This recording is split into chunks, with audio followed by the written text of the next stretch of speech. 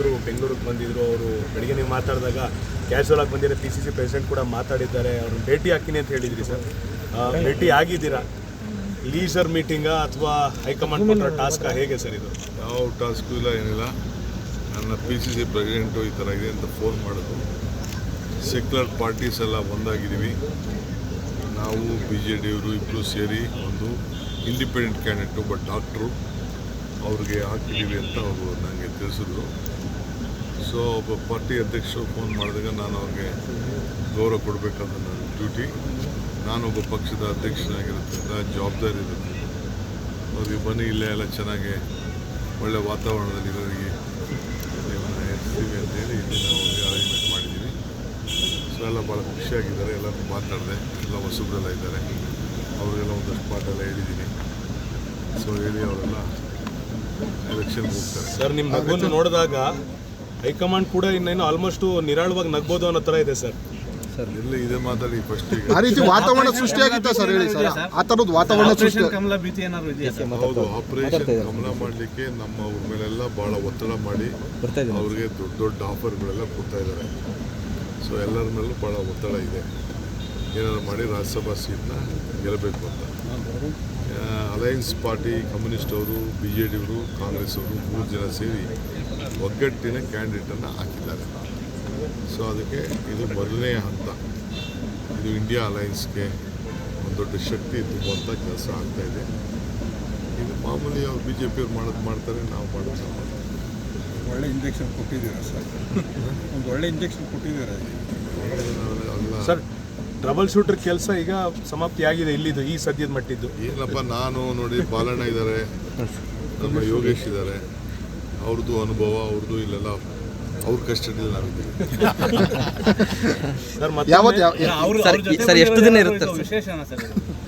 ಅವ್ರಿಗೂ ಜವಾಬ್ದಾರಿ ಇದೆಯಲ್ಲ, ಎಲ್ಲರಿಗೂ ನಮ್ಮ ಜಿಲ್ಲೆ ಎಲ್ಲ ಶಾಸಕರಿಗೂ ಜವಾಬ್ದಾರಿ ಇದೆ.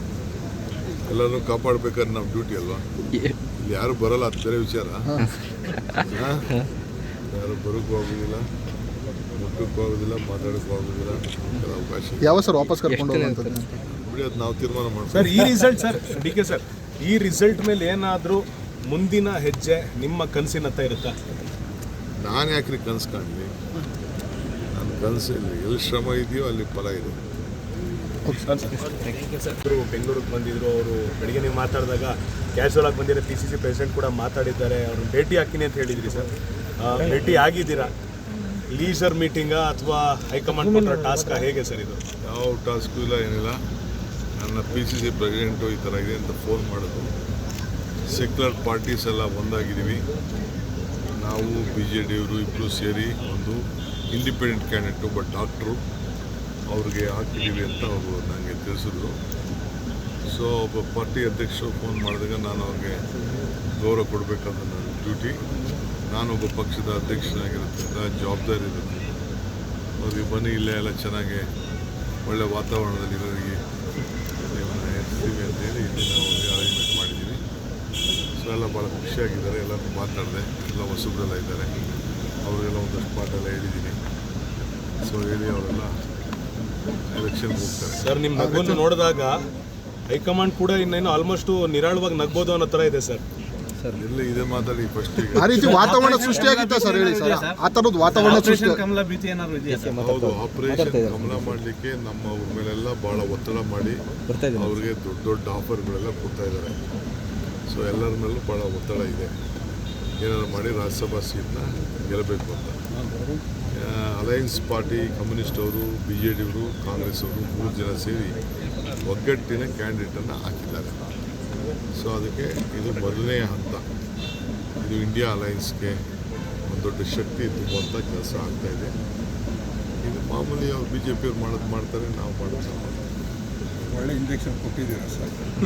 ಒಂದು ಒಳ್ಳೆ ಇಂಜೆಕ್ಷನ್ ಕೊಟ್ಟಿದ್ದೀರಾ ಸರ್.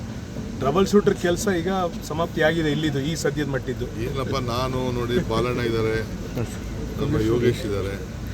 ಅವ್ರದ್ದು ಅನುಭವ, ಅವ್ರದ್ದು ಇಲ್ಲೆಲ್ಲ ಅವ್ರ ಕಸ್ಟಡಿಯಲ್ಲಿ ನಾವಿದ್ದೀವಿ. ಸರ್ ಎಷ್ಟು ದಿನ ಇರುತ್ತೆ? ಅವ್ರಿಗೂ ಜವಾಬ್ದಾರಿ ಇದೆಯಲ್ಲ, ಎಲ್ಲರಿಗೂ ನಮ್ಮ ಜಿಲ್ಲೆ ಎಲ್ಲ ಶಾಸಕರಿಗೂ ಜವಾಬ್ದಾರಿ ಇದೆ. ಎಲ್ಲರನ್ನೂ ಕಾಪಾಡಬೇಕಾದ್ರೆ ನಮ್ಮ ಡ್ಯೂಟಿ ಅಲ್ವಾ. ಇಲ್ಲಿ ಯಾರು ಬರಲ್ಲ, ಅದು ಬೇರೆ ವಿಚಾರ. ಯಾರು ಬರೋಕ್ಕೂ ಆಗೋದಿಲ್ಲ, ಮುಟ್ಟಕ್ಕೂ ಆಗೋದಿಲ್ಲ, ಮಾತಾಡೋಕ್ಕೂ ಆಗೋದಿಲ್ಲ, ಅವಕಾಶ ಯಾವ ಸರ್ ವಾಪಸ್ ಕರ್ಕೊಂಡು ಹೋಗುವಂಥದ್ದು?